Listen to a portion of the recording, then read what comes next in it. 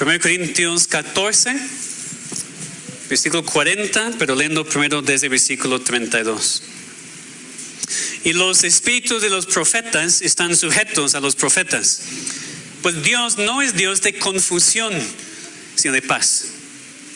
Como en todas las iglesias de los santos, vuestras mujeres callen en las congregaciones, porque no les es permitido hablar, sino que estén sujetas como también la ley lo dice. Si quieren aprender algo, pregunten en casa a sus maridos, porque es indecoroso que una mujer hable en la congregación. ¿Acaso ha salido de vosotros la palabra de Dios? ¿O solo a vosotros ha llegado? Si alguno se cree profeta o espiritual, reconozca que lo que os escribo son mandamientos del Señor. Mas que el que ignora, ignore.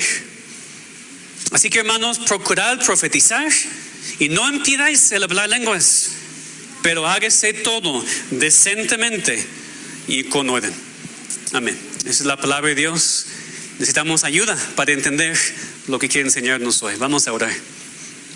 Padre, gracias te damos por la oportunidad de predicar tu palabra, escuchar tu palabra predicada. Y te rogamos, Señor, que sea en verdad tu palabra que pueda tener impacto en nuestras vidas. No palabras humanas, sino la palabra inspirada y perfecta que viene de ti. Ayúdanos, Señor, a poner atención y entender. En el nombre de Cristo. Amén.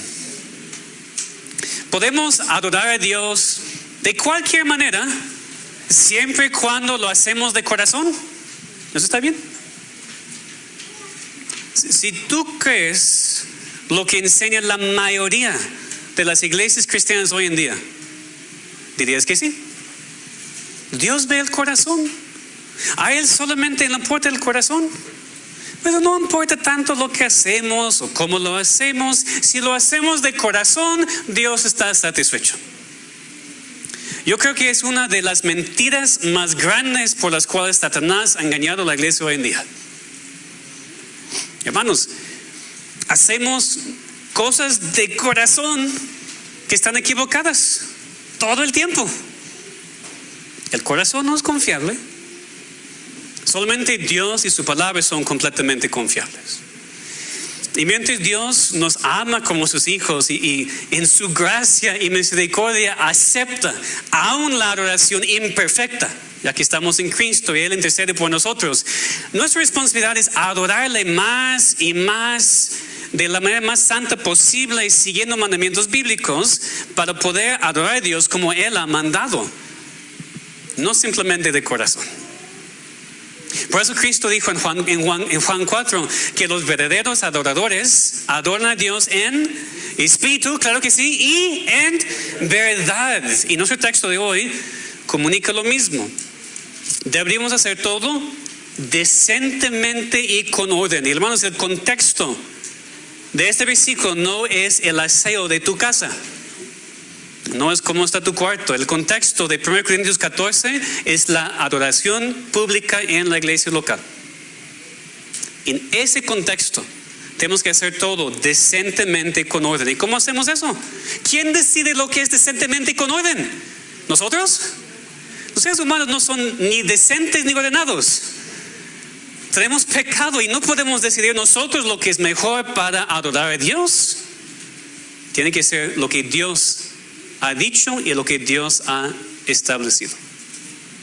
Que tiene mucho sentido conforme a lo que hemos estado estudiando en esta serie en cuanto a la iglesia. La iglesia es algo establecido por Dios, no por ser humano, no es invención humana. Por eso es Dios quien decide lo que la iglesia hace o no hace, cómo adora y cómo no debería adorar. La iglesia no es invención humana que puede cambiar su adoración conforme a la cultura del día o conforme a lo que la gente quiere. La iglesia no tiene derecho a cambiar simplemente para atraer más personas. Porque ni el establecimiento de la iglesia, ni la organización de la iglesia, ni la adoración de la iglesia es algo humano, sino divino, establecido por Dios. Y por eso la única cosa que importa es lo que Dios dice, lo que Dios ha dicho en su palabra escrita. Entonces en la iglesia visible, en la iglesia local, una de las cosas más importantes que hacemos es adorar a Dios. Como cuerpo, juntos, adorando a Dios en su día. Pero ¿cómo lo hacemos? Esa es la pregunta. ¿Conforme a lo que nosotros pensamos? ¿Conforme a lo que atrae a la gente? ¿Solamente por tradición? ¿Cómo adoramos a Dios? Y todos aquí en esta iglesia tenemos que saber las respuestas a esas preguntas. ¿Está de acuerdo? Y por eso hoy vamos a aprender precisamente que adorar a Dios decentemente y con orden significa adorarle como y cuando Él ha mandado. Es eso. Adorar a Dios decentemente y con orden significa adorarle como y cuando Él ha mandado.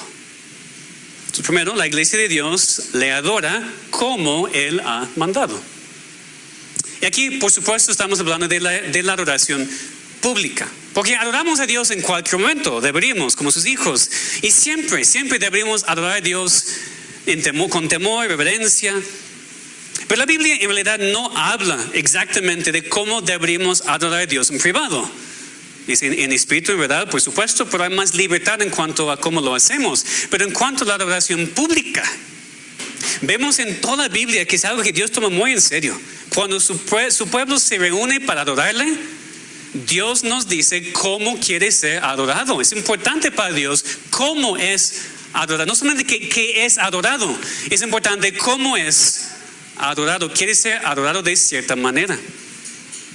Vemos ese principio en el Antiguo Testamento. Vamos a ver en Levítico 10. Vamos a estar viendo varios pasajes hoy. Espero que me acompañen en sus Biblias para que puedan ver que no son mis palabras, sino la palabra de Dios. Primero vemos este principio en Levítico 10, versículos 1 y 2, con Nadab y Abiú, esos dos sacerdotes, hijos de Aarón. Vemos muy claramente que a Dios le importa mucho cómo es adorado. Levítico 10, versículos 1 y 2. Nadab y Abiú, hijos de Aarón, tomaron cada uno su incensario y pusieron ellos fuego, sobre el cual pusieron incienso, y ofrecieron delante de Jehová fuego extraño que él nunca les mandó. Y salió fuego delante de Jehová, los quemó y murieron delante de Jehová. Al contexto, en los capítulos anteriores, también en Éxodo, Dios había dicho a Israel exactamente cómo él quería ser adorado. Dios había dicho qué hacer con los sacrificios, cómo los sacerdotes tienen que vestirse, hasta qué tipo de incienso usar. Dios nunca dijo a los israelitas, pues adórame como quieran. A mí lo que me importa es el corazón, nada más. No, Dios era muy específico. Dios dio instrucciones específicas en cuanto al tabernáculo, el sistema de sacrificios, de adoración. Pero aquí vemos a Nadab y Abiú, dos hijos de Aarón, sacerdotes encargados con la adoración pública a Dios. Dice que ofrecieron delante de Jehová fuego extraño que él nunca les mandó. Ofrecieron tal vez un tipo de incienso diferente, diferentes ingredientes, o lo hicieron de forma diferente que Dios había mandado. ¿Y qué pasó? Dios los mató. Es decir, ellos no adoraron a Dios como Él había mandado, sino que lo hicieron conforme a su gusto, conforme a lo que querían hacer, y Dios rechazó su adoración. Es importantísimo, porque entonces es obvio que en la Biblia hay un tipo de adoración que a Dios le gusta, que Dios manda, pero también hay un tipo de adoración que Dios rechaza. Por eso la adoración pública del pueblo de Dios nunca es un asunto de gusto. No es asunto de preferencia, lo que la gente quiere o no quiere. La adoración es un asunto de lo que Dios quiere y lo que Dios ha mandado.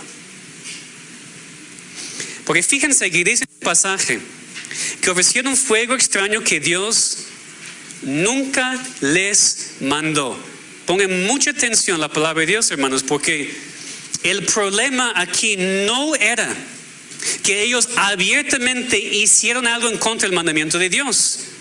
No hicieron nada del cual Dios había dicho no lo hagas, sino hicieron algo diferente de lo que Dios había explícitamente mandado. Es decir, Dios no dijo no tomen esta planta, es que no tenemos escrito no tomen esta planta para el incienso. Y dicen, Dios dijo que no, lo vamos a hacer, como abiertamente en contra. Lo que hicieron era inventar algo que Dios no había dicho, que nos enseña que no tenemos derecho en la adoración incluir nada humano, sino solamente lo que Dios ha explícitamente mandado. Eso se llama el principio regulativo, es el término histórico para eso. La mayoría de iglesias hoy en día no siguen eso, siguen lo que se llama el principio normativo. Si la Biblia no lo prohíbe, lo podemos hacer. Es lo que hacen casi todas las iglesias. Aquí, bueno, enséñame en dónde dice que no podemos hacer eso. Enséñame en la Biblia dice que no podemos ver películas los domingos. No es eso, ¿verdad? Creemos que Dios ha mandado explícitamente cómo quiere ser adorado. Si no lo hacemos así, es pecado en contra de Él. No lo acepta. Es lo que creemos en la palabra de Dios. Lo que la palabra no autoriza, prohíbe. Lo que vimos aquí en este pasaje. No es que podemos hacer cualquier cosa que no está explícitamente prohibido. Solamente podemos hacer lo que Dios ha explícitamente mandado. Esta distinción es muy, muy importante porque no podemos hacer cualquier cosa en la adoración pública. Nuestra adoración es limitada por lo que la voluntad de Dios ha revelado. Por eso yo tengo una gran preocupación para las iglesias hoy en día que han empezado a reformarse en cuanto a la doctrina, gracias a Dios, pero no lo han hecho en cuanto a su adoración. No tiene sentido tener una doctrina reformada sin una adoración reformada. Obviamente hoy en día la forma es diferente. Claro que hoy en día no es sacrificio, incienso, pero eso todavía es la palabra de Dios. ¿Creemos que Levítico es inspirado por Dios o no? Entonces, aunque no lo hacemos exactamente así, ahí tenemos los principios. Claro que Cristo vino, Cristo cumplió las sombras, pero el principio es igual porque Dios no ha cambiado. A Dios todavía le importa cómo es adorado. Entonces, ¿qué ha mandado Dios? ¿Cómo deberíamos adorarle? Pues examinando las escrituras podemos encontrar varios elementos que deberían estar en cada culto de adoración pública a Dios. Elementos que la iglesia debería tener cada vez que nos reunimos para adorar a Dios. Todo empieza con la palabra, ¿verdad? Pablo dice en Romanos 10, la fe es por el oír y el oír por el pastor, por la palabra de Dios. Entonces deberíamos primero leer la palabra de Dios. Pablo dijo a Timoteo, entre tanto que voy, ocúpate en la lectura, la exhortación y la enseñanza. Por el contexto entonces es la lectura pública. También predicamos la palabra, como también Pablo mandó a Timoteo. Y como vemos en todo el Nuevo Testamento. Igual deberíamos cantar la palabra, Efesios 5, 19. Hablando entre vosotros con salmos, con himnos, con cánticos espirituales, cantando, alabando al Señor en vuestros corazones. Fíjense entonces que la iglesia de Cristo debe de cantar salmos.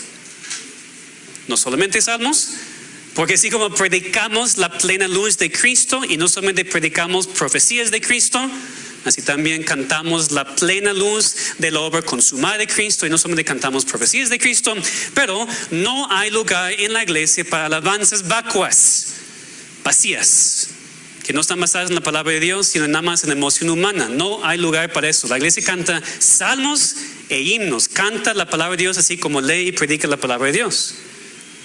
Oramos la palabra también. Cristo dijo, mi casa será casa de oración. Como la iglesia primitiva en Hechos 2, nos reunimos para orar juntos como el pueblo de Dios. Y después vemos la palabra en los dos sacramentos. Nada más dos, no 7. Dos cosas tangibles que Dios nos ha dado para entender mejor su obra. Para recibir fortaleza espiritual para nuestras almas en el bautismo y la cena del Señor. Entonces esos son los elementos que tienen que estar en la adoración a Dios. Tenemos que adorar a Dios como Él ha mandado, en verdad, conforme a su verdad, de acuerdo con su voluntad, sus mandamientos, y no simplemente de acuerdo con nuestras preferencias. Nuestras preferencias no importan en la casa de Dios. Pero es cierto tampoco que podemos ignorar lo que Cristo mandó en Juan 4, que también deberíamos adorarle en espíritu y en verdad, porque la actitud también es importante. Tenemos que adorar a Dios con temor y reverencia, como merece. Eso vemos en Hebreos 12. lo que mencioné hoy antes en el culto, pero para verlo aquí, Hebreos 12, 28 a 29. Hebreos 12, 28 a 29. Así que recibieron nosotros un reino inconmovible, tengamos gratitud y mediante ella sirvamos a Dios agradándole con temor y reverencia, porque nuestro Dios es fuego consumidor. Tenemos que conocer al Dios a quien estamos adorando. Esa es la razón por la cual no metemos invenciones humanas en los cultos a Dios, porque Dios es fuego consumidor. Ya lo vimos con Nadab y Abiú. Ellos aprendieron eso demasiado tarde. Dios los consumó con fuego. Y gracias a Dios no lo hace hoy en día, porque ya estaremos todos muertos. Dios obviamente es muy paciente para con nosotros, pero de todos modos Él merece adoración con temor y reverencia. Como dije al principio del culto, pues, esas reuniones son diferentes. No estamos en una junta del trabajo. Puedes venir cuando quieras. No estamos en una reunión del club, no estamos entrando al cine. Estamos en la presencia del único Dios vivo y verdadero, el creador de todo y soberano sobre todo. Y eso debe afectarnos cuando le adoramos y cuando nos preparamos para adorarle. Entonces es muy importante este equilibrio bíblico, porque cómo hacemos la adoración es importante, ya lo vimos. Pero también tenemos que hacerlo de corazón, en espíritu y en verdad. Lo hacemos con esas dos cosas. Nos acercamos a Dios para adorarle no solamente en cuerpo, sino en espíritu, con la debida preparación de antemano, intencionalmente, no simplemente asistir a la iglesia y pensar que hemos cumplido con el deber, porque otra vez aquí estoy en la iglesia, ¿qué más quieres de mí? ¿Qué sucede? Pues no está sucediendo nada, no está ayudándote para nada. No simplemente venir aquí y pararte y cantar salmos, himnos, escuchar la palabra, si no lo haces de corazón, en espíritu y en verdad. Las dos cosas, una parte externa de cómo lo hacemos, una parte interna de también cómo lo hacemos. Eso es lo primero. La iglesia de Dios le adora como Él ha mandado, decentemente y con orden, conforme a sus mandamientos y no nuestras opiniones, en espíritu y en verdad. Pero también deberíamos aprender que la iglesia de Dios le adora cuando Él ha mandado. Aquí tenemos que recordar la diferencia entre la adoración privada y pública. Porque en la adoración privada, pues adoramos todo el tiempo, ¿verdad? O deberíamos, estamos en el coche, en la casa, en la escuela, en el trabajo, estamos adorando a Dios todo el tiempo. Pero Dios muestra en su palabra que también debe de ser adorado con el cuerpo de Cristo en el día del Señor, que es el día de reposo. Porque hay algo diferente y especial de la adoración como iglesia los domingos que no sucede cuando adoramos a Dios en privado. Y yo sé que eso para muchas personas es ofensivo, es decir, no, pastor, ya te pasaste. Pero es testimonio de la palabra de Dios. Algo diferente el domingo. Dios mismo nos ha dicho. Vamos a empezar entonces en Génesis 2. Igual, no me crean a mí, eso no importa. Génesis 2, versículos 1 a 3. Empezamos desde el principio. Aquí en Génesis 2 lo que aprendemos es que Dios estableció el día de reposo desde la creación. El día de reposo no es solamente algo judío que ya no nos aplica, porque el día de reposo fue establecido antes de que Israel existiera. Génesis 2, 1 a 3. Fueron pues acabados los cielos y la tierra y todo el ejército de ellos. Y acabó Dios en el día séptimo la obra que hizo. Y reposó el día séptimo de toda la obra que hizo. Y bendijo Dios al día séptimo y lo santificó, porque en él reposó de toda la obra que había hecho en la creación. Entonces entiendan por favor que si tú eres parte de la creación de Dios, ya te aplica el tema del día de reposo. Si Dios no te creó, entonces adelante, puedes hacer lo que quieras. Si eres parte de la creación de Dios, te aplica el día de reposo, porque Dios lo estableció no para Israel, sino para toda la creación. Y yo a veces pienso que, bueno, con eso ya termino. Pero yo entiendo muy bien que como yo fui enseñado, muchos han sido enseñados que el cuarto mandamiento ya no nos aplica. Que por eso que supuestamente no encontramos este mandamiento repetido en el Nuevo Testamento, el cuarto mandamiento no es vigente. Ya creemos en 9, ¿verdad? Seamos honestos. 9 mandamientos, no 10. Era nada más para Israel como nación, pastor, no se aplica al cristiano hoy en día, ¿verdad? Pero primero ya vimos, empezó con la creación, no con Israel. Y también tenemos que entender lo que significa que es parte de la ley moral de Dios. Igual vamos a Éxodo 20. Éxodo 20, 8-11, pues ustedes lo conocen. Acuérdate del día de reposo para santificarlo. 6 días trabajarás y harás toda tu obra, mas el séptimo día es reposo para Jehová tu Dios. No hagas en él obra alguna. No sé por qué es tan confuso eso. Dice muy claramente, no hagas obra alguna. No, pero tengo que ser... Tú, ni tu hijo, ni tu hija, ni tu siervo, ni tu criado, ni tu bestia, ni tu extranjero que esté dentro de tus puertas. Perdón. ¿Por qué? Nos dice por qué. Qué increíble. Dios no tiene que decirnos por qué. Dios lo dice ya. Pero qué misericordia aquí. Dios dice ¿por qué? Porque en 6 días hizo Jehová los cielos y la tierra, el mar y todas las cosas que en ellos hay, y reposó en el séptimo día. Por tanto, Jehová bendijo el día de reposo y lo santificó. Ya, ahí está, punto. Dios dice, no simplemente para Israel, lo dice desde el principio, desde la creación. Tienen que hacerlo porque yo reposé el séptimo día. Por eso, ese es el mandamiento para toda mi creación. La confusión es porque muchos no entienden cómo podemos explicar la ley de Dios en el Antiguo Testamento. Porque muchas personas piensan, Cristo cumplió toda la ley, pues ya no hay nada para nosotros. Y no entienden entonces que la ley civil, claro que sí, Israel no existe como tal. La ley ceremonial, Cristo cumplió completamente.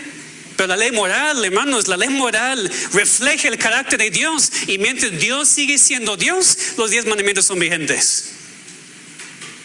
¿Qué es el primer mandamiento? No tendrás dioses ajenos delante de mí. ¿Cuándo eso va a cambiar? Cuando Dios ya no sea Dios.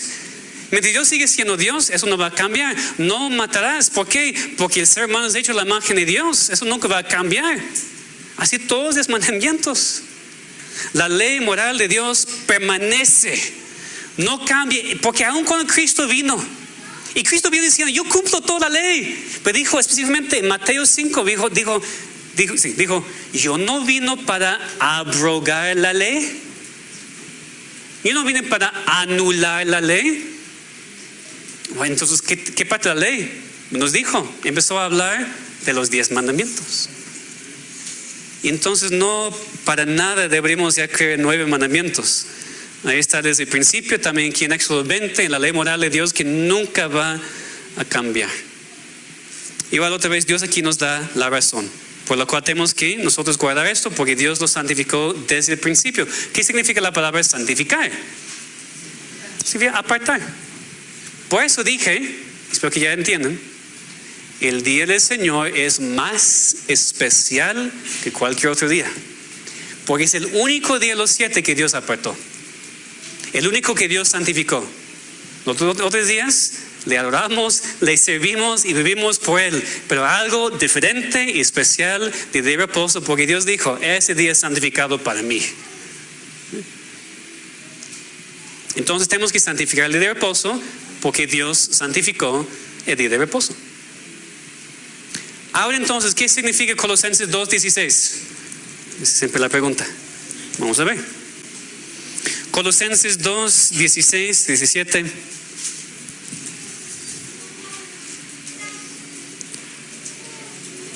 No quiero ignorar pasajes porque no parece estar de acuerdo con lo que yo digo. Todo se entiende en su contexto. Colosenses 2:16 y 17. Por tanto, nadie os juzgue en comida o en bebida o en cuanto a días de fiesta, luna nueva o días de reposo. Todo lo cual es sombra de lo que ha de venir, pero el cuerpo es de Cristo. Ahora, es un pasaje muy importante en cuanto al tema de la adoración. Porque el versículo 23 habla del culto voluntario, lo que dice en la Reina Valera, o se puede traducir la religión humana, adoración humana, es el versículo 23. Tales cosas tienen, la verdad, cierta reputación y sabiduría como en culto voluntario, religión humana, en humildad y en duro trato del cuerpo, pero no tienen valor alguno con los apetitos de la carne. Y claro, el contexto aquí entonces es que no queremos hacer nada en la oración simplemente para demostrar algo externo. Claro que no, eso es cierto. No estamos interesados nosotros en tradiciones de hombres que no tienen base en la palabra de Dios. Rechazamos todo eso.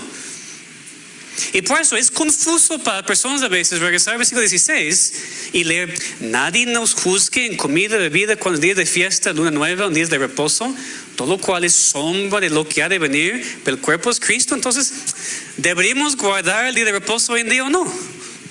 ¿Es mandamiento de Dios o no? Ahora, primero, ¿la Biblia se contradice o no? Ok, entonces hay una explicación, ¿de acuerdo?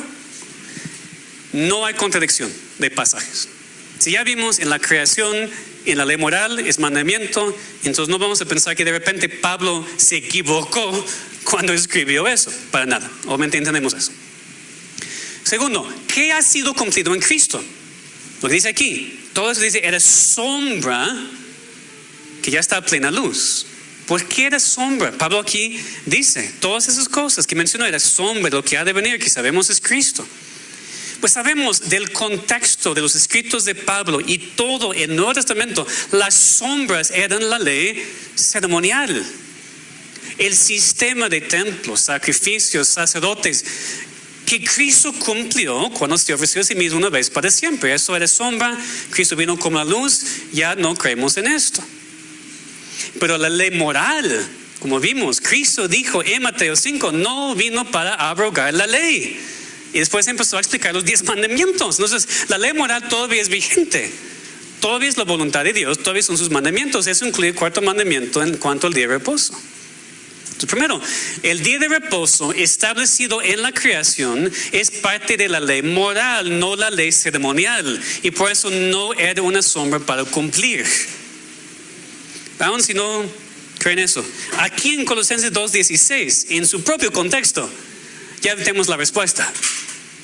No sé si pusieron atención a los detalles, el contexto. Pablo habla aquí de sombras de 3 cosas: días de fiesta, luna nueva, días de reposo, plural. No el día de reposo. Y sí, yo chequeé el griego y todo, es plural. ¿Por qué digo eso? Es una distinción esencial. Pablo aquí no se refiere al día de reposo que Dios estableció desde la creación, sino a los días de reposo que eran parte de la nación de Israel, parte de la ley ceremonial, y sí, ya no los necesitamos. ¿Cómo sabemos eso? Voy a probarlo. Pastor, no estás inventando cosas porque ya lo crees. No. Cada vez en el Antiguo Testamento que esas 3 cosas se enlistan juntas, días de fiesta, luna nueva y días de reposo, se refieren a la ley ceremonial, nunca al día de reposo establecido en la creación. Vamos a ver un pasaje, 1 Crónicas 23. Pero hay más pasajes, y si alguien quiere estudiar más, adelante. Ustedes con Dios y con la palabra estudien. Hay más ejemplos, nada más voy a dar uno para mostrar lo que estoy diciendo. 1 Crónicas 23, versículo 31.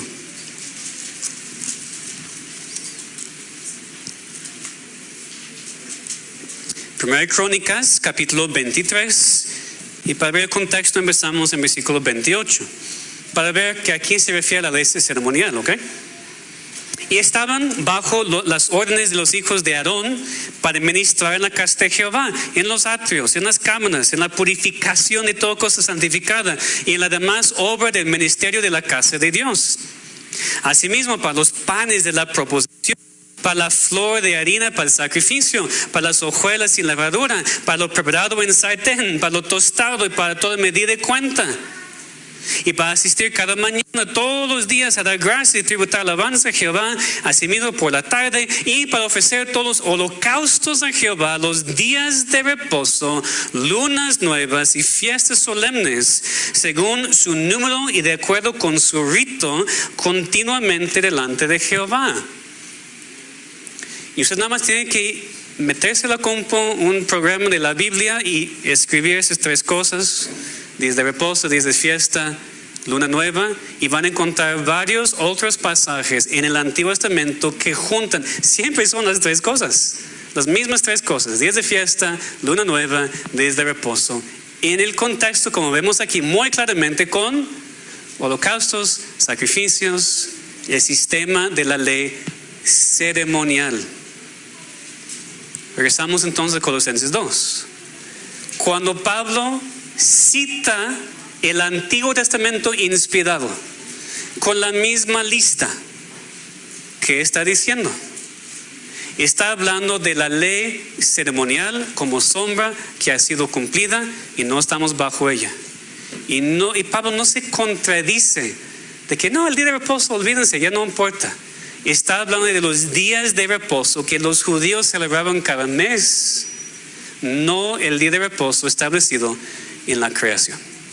Entonces dejo el argumento así. Ustedes pueden también orar a Dios y buscar, investigar en su propio tiempo. Entonces, por el contexto inmediato, por el contexto, la palabra de Dios, eso es lo que creemos. Adoramos a Dios cuando Él nos manda. Es el día de reposo. Ahora, ¿cómo deberíamos santificar este día?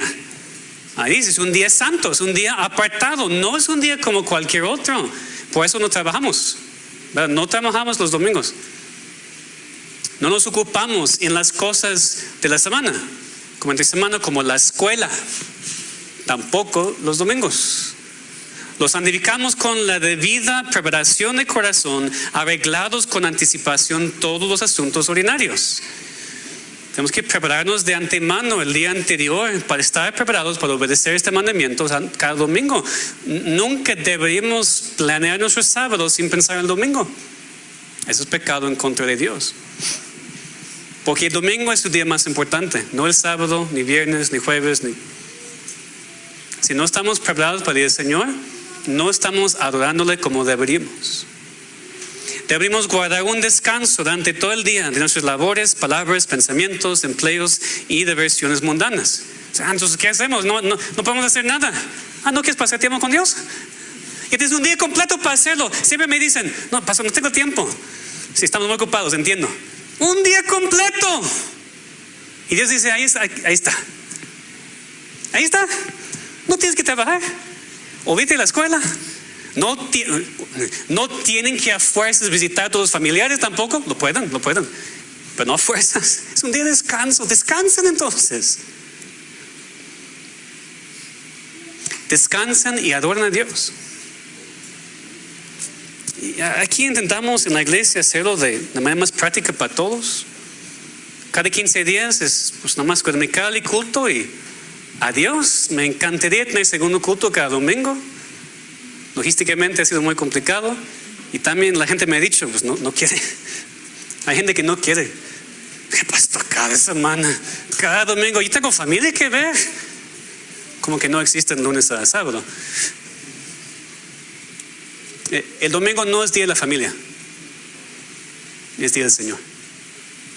Si lo pueden santificar en familia, qué bendición. Den gracias a Dios.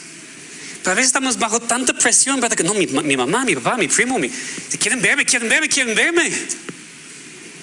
No importa. Simplemente no importa. Tenemos que adorar a Dios. Ahora, no estoy aquí para decirles cómo hacerlo. Ustedes tienen que decidir en sus propias conciencias ante Dios. Pero aquí estoy diciendo, tienen que decidir. Pues muchos de ustedes, nosotros tal vez, somos llevados por doquier viento de familia. No tenemos un plan los domingos. No tenemos una convicción bien fija en nuestros corazones de cómo celebramos el día de reposo. Y por eso, pues, cada domingo, pues, lo que queremos hacer. No estoy aquí para decirles cómo celebrar el día de reposo. No es mi trabajo. Pero estoy aquí para decirles que tienen que santificar el día de reposo y hacerlo bíblicamente. Bien, terminamos con una aplicación un poquito larga. Digo terminamos, pero todavía falta un poquito. Regresando a 1 Corintios 14. ¿Por qué? Porque el versículo 40 era el texto para todo este mensaje: hacer todo decentemente y con orden en la adoración pública. cómo adoramos y cuándo adoramos a Dios. Pero tampoco podemos ignorar el contexto de ese versículo. Por eso leímos, de hecho, al principio del mensaje, el contexto. Otra vez, versículo 40 dice, pero hágase todo decentemente y con orden. Perfecto, no es difícil, lo leemos, estamos de acuerdo. Pero ese versículo está en un contexto. Y no tenemos derecho a sacar su contexto, más usarlo como quisiéramos. Porque a veces el versículo 39 incomoda a los cristianos. El versículo 39 dice, así que hermanos, procurad profetizar y no impidáis el hablar lenguas. Y digo, eso puede incomodar a algunos de nosotros porque pues ya hemos salido de eso, ¿verdad? Pues ya no queremos ya no queremos profecías y lenguas y todo eso. Ya no queremos este relajo en la iglesia. Pero hermanos, aquí está el versículo y no podemos ignorarlo tampoco porque no nos gusta. ¿Qué significa el versículo en su contexto? ¿Deberíamos entonces regresar y profetizar, hablar en lenguas todo el tiempo en la iglesia? Siempre que lo hacemos decentemente y con orden. Muchos dicen que sí. Ustedes saben que en iglesias muchas personas piensan que es cierto, aunque normalmente olvidan la parte de hacer todo decentemente y con orden porque es un caos. Pero muchas personas sí piensan, sí, profetizar, hablar en lenguas, todavía debemos hacer esto. ¿Deberíamos? Pues nuestra respuesta es no. Y esto ha sido la respuesta de la iglesia reformada históricamente a través de los siglos. Así como la práctica de la iglesia primitiva después de la muerte de los apóstoles. Entienden, por favor, que hoy en día se ha vuelto muy común ver iglesias que se llaman reformadas, que son continuistas. Creen en profecías, hablar en lenguas todavía hoy en día. Pero esa posición es nueva y no tiene sustento histórico. Con cuidado. Pero lo importante es si tiene sustento bíblico, ¿verdad? ¿Cómo deberíamos adorar a Dios en cuanto a este tema? ¿Con profecía y lenguas? Pues yo quiero probar que los dones de las lenguas, la sanación y la profecía, los así llamados dones especiales, eran los dones de los apóstoles y por eso no existen hoy en día. Primero veamos en 2 Corintios capítulo 12, versículo 12. Eso no es otro mensaje, está relacionado. Pues ¿cómo deberíamos adorar a Dios? Muchos de sus familiares y amigos van a decir, ustedes en su iglesia no adoran a Dios porque el Espíritu no está, porque no están hablando lenguas y danzando y todo eso. Por eso sí se aplica. 2 Corintios 12, el versículo 12. Pablo dijo, con todo, las señales de apóstol han sido hechas entre vosotros en toda paciencia por señales, prodigios y milagros. Aquí vemos que los dones especiales eran señales de los apóstoles dados por Dios para que ellos pudieran establecer el fundamento de la iglesia del Nuevo Testamento. Con lo que leemos en Efesios 2, ¿verdad? La iglesia ha sido construida sobre el fundamento de los profetas y los apóstoles. Los profetas y los apóstoles. Ellos eran el fundamento de la iglesia. Y como siempre digo, ustedes saben, ¿cuántos fundamentos ponemos cuando construimos un edificio? ¿Varios fundamentos? Un solo fundamento. Ahí está abajo y no se construyó otra vez. Entonces, no necesitamos más apóstoles y profetas primero. Y esas señales y prodigios que los apóstoles sí hicieron, no podemos negarlo, eran dones de los apóstoles para esta etapa de establecer el fundamento de la iglesia del Nuevo Testamento. Entonces, hoy en día que ya no hay apóstoles, ni profetas, ni necesidad de ellos, pues tampoco sus dones. Ahora, ¿por qué digo que no hay apóstoles hoy en día? Porque en todos lados parecen que hay apóstoles. Pues si vamos a, si leen Hechos 1, podemos ver los requisitos de ser un apóstol. No voy a leerlo, pero voy a resumir. 2 requisitos para ser un apóstol. Tenían que haber estado durante el ministerio terrenal de Cristo y ser testigo de la resurrección. Esas dos cosas. Estar durante el ministerio terrenal de Cristo y ser testigo de la resurrección. ¿Alguien día cumple con esos requisitos? Entonces no hay apóstoles. Así de fácil. Entonces, si no hay apóstoles y no hay profetas, yo digo, tampoco sus dones. Ya tenemos la palabra escrita. Y lo que necesitamos es la proclamación de la palabra, la explicación de la palabra. Por eso todavía sí hay pastores y maestros en esta lista en Efesios 4. Apóstoles, profetas ya hicieron su parte, establecieron el fundamento. No necesitamos más fundamento. Ahora los dones son para explicar lo que ya está. Eso en general. Para pensar en específico, por ejemplo, las lenguas. Las lenguas eran una señal. Si regresamos a 1 Corintios 14 y el versículo 22, vemos eso muy claramente. 1 Corintios 14, versículo 22. Fíjense aquí en lo que era el propósito original para las lenguas. 1 Corintios 14, 22. Así que las lenguas son por señal, no a los creyentes, sino a los incrédulos. Pero la profecía, no a los incrédulos, sino a los creyentes. Fíjense, aún en el tiempo del Nuevo Testamento, cuando el don de lenguas sí existía, Pablo dice que no era señal para los creyentes, sino para los incrédulos.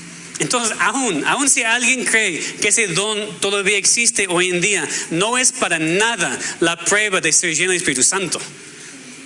No es para nada esperar que todos los creyentes hablen lenguas y dancen en la iglesia y todo eso. Ese don ni era para los cristianos. Era señal para los incrédulos. ¿Señal de qué? Señal de su pecado. Porque ¿cómo usaban los apóstoles las lenguas? ¿Para hacer un caos? Para predicar el evangelio. El don de lenguas fue establecido como señal en ese tiempo para poder predicar a los incrédulos el evangelio para que fueran salvos. Y esas lenguas entonces no eran sonidos sin sentido como hoy en día. Hablaron idiomas reales. Así el don bíblico de lenguas, poder hablar un idioma real sin nunca haberlo estudiado. Pero ahora no necesitamos este señal para los incrédulos. ¿Y saben por qué? Porque no estamos en el momento de ser iglesia judía que tiene que alcanzar a los gentiles. Eso ya pasó. Por eso el don de lenguas fue establecido. Para que la iglesia judía, que solamente podía hablar en hebreo, podía alcanzar a tantos gentiles desde el principio y establecer la iglesia del Nuevo Testamento todos juntos. Ahora la gente tiene que esforzarse a aprender otro idioma y ir como misionero para predicar el evangelio a esos gentiles. Ya tenemos la palabra de Dios traducida en tantos idiomas y tiene que ser traducida en tantos más, porque es la única manera ahora por la cual Dios habla. Entonces, ¿por qué tanto énfasis hoy en día en el don de lenguas? Aún en este capítulo 14 de 1 Corintios, Pablo quería quitar el énfasis de las lenguas y ponerlo sobre la profecía, que es mucho más importante, dijo Pablo. Entonces, hay un malentendido primero en cuanto a lo que es el don de lenguas. La cacofonía en muchas iglesias hoy en día no es el don bíblico de lenguas. Y después hay un gran malentendido porque muchos creen que es todavía necesario. Tenemos que hablar en lenguas y no. Y no es que Dios no puede dar el don de lenguas, sino que ahora tenemos la palabra escrita en esos idiomas y es suficiente. ¿Qué nos lleva al tema de la profecía? ¿Verdad? La profecía en la Biblia era para comunicar una revelación directa de Dios al pueblo de Dios. Los profetas a veces predijeron el futuro, por supuesto, pero ante todo eran predicadores, portavoces. Dios habló a los profetas, ellos comunicaban esas palabras exactas al pueblo. Hoy en día no necesitamos eso, porque tenemos la palabra de Dios completa. Ya no hay más revelación de Dios. Él ha hablado, aquí está escrito y punto. Ahora, sí hay cristianos hoy en día, y son buenos hermanos en la fe, que dicen que el sentir una necesidad de hablar con alguien y compartir algo específico de la Biblia que Dios había impresionado en su corazón es el don actual de profecía. Ahora está bonito, ¿sí? Y deberíamos hablarlo, deberíamos compartir la palabra con la gente, animar a la gente, confrontar con la palabra de Dios. Claro que sí, no hay ningún problema, pero por favor, no lo llame el don de profecía porque no lo es. No tiene nada que ver con la profecía en la Biblia. Que Dios habló directamente nueva revelación a la persona para comunicar al pueblo de Dios. Esto ya no existe hoy en día. Digo eso porque pienso que escuché una entrevista de un pastor que conozco, que amo, que dice que creen en el don de profecía. Pero lo explica así: a veces Dios impresiona mi corazón para compartir la palabra con un hermano.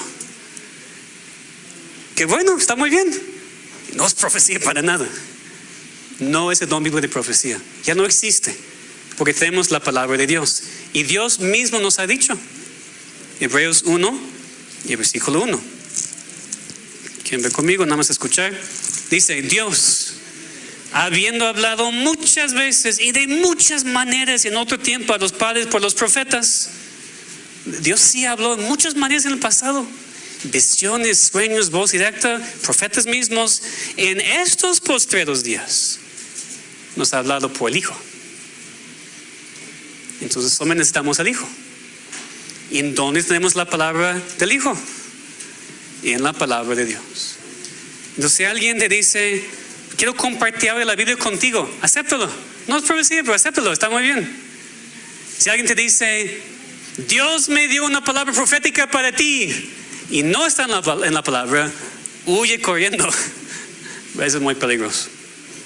En cuanto a la sanación, pues obviamente Dios sí puede sanar. Hoy en día Dios sigue sanando a la gente. De igual como nosotros, dones especiales, se quedó en tiempo de los apóstoles los dones de los apóstoles. Entonces, cuando leemos esos dones, profecía, lenguas, Pablo dice cómo administrar esos dones en la iglesia. No debe confundirnos. No debemos decir: entonces en la iglesia tenemos que hacer lo mismo.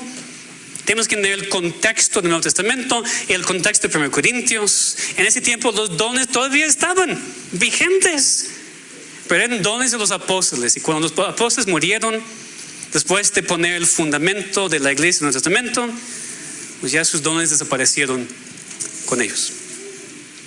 Entonces, ¿cómo adora la iglesia? Decentemente, con orden, conforme a nuestro texto. Adoramos a Dios ¿cómo? Y cuando Él nos ha mandado. Entonces queda fuera cualquier invención humana, queda fuera cualquier idea que nos ocurre para que nuestra iglesia sea más grande. Dios nos ha dicho cómo y cuándo debe ser adorado. Necesitamos obedecerle con gozo, adorándole en espíritu y en verdad. Vamos a orar. Padre, gracias te damos por tu palabra. Tu palabra es clara, Señor. A veces tenemos que esforzarnos y comparar pasajes y meditar y orar, pero tu palabra sí es clara. Tú nos has dicho cómo quieres ser adorado. Y te pedimos, Señor, que lo hagamos así. Que no inventemos nada porque sea más cómodo para nosotros. Te pedimos, Señor, que nos des un gozo para adorarte en el día que tú has mandado también. Que pueda ser delicia, santo, gozoso. Que podamos ver, Señor, el gozo de obedecerte en vez de intentar seguir nuestro propio camino. Te pedimos, Señor, que tú tomes este mensaje pues con palabras tan débiles, Señor, argumentos y explicaciones tan débiles, pero que tu palabra se puede quedar en el corazón de cada uno. Para entendimiento sí, pero para aplicación, Señor. Que tú nos cambies, que nos esforcemos en ti para hacer los cambios necesarios en nuestras vidas y en nuestras familias y por supuesto en nuestra iglesia. Eso te lo rogamos en nombre de Cristo. Amén.